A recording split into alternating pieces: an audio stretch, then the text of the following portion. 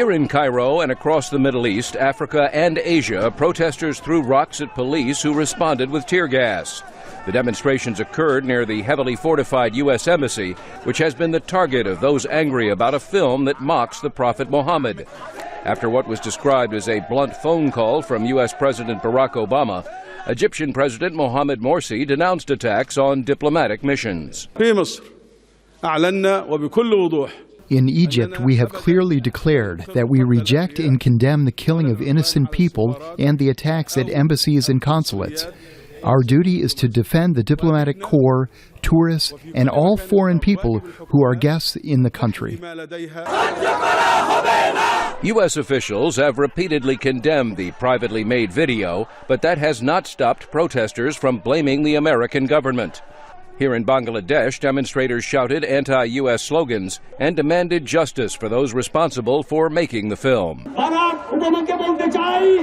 Barack Obama, I want to say that you have not arrested him yet. How long do Muslims have to wait? He has attacked the heart of millions of Muslims. Barack Obama, we say arrest him and hang him. In Tunisia's capital of Tunis, after clashing with police, demonstrators jumped over the walls surrounding the U.S. Embassy and started fires. The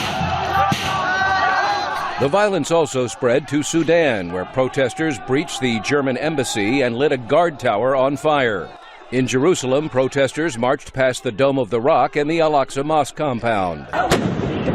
Israeli police used stun grenades to control crowds while arresting Palestinian protesters. In Gaza, tens of thousands marched and burned American and Israeli flags.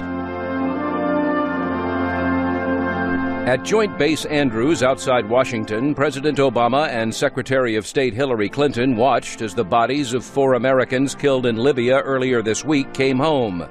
U.S. Ambassador to Libya Christopher Stevens and 3 of his staffers were killed at the American consulate in Benghazi after protesters upset over the video attacked the building. Even as voices of suspicion and mistrust seek to divide countries and cultures from one another, the United States of America will never retreat from the world.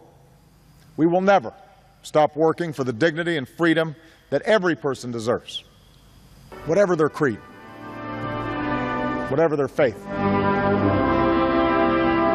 President Obama has sent warships to the Libyan coast and U.S. Marines to protect Americans at embassies in Tripoli and Yemen. Meredith Buell, VOA News, Washington.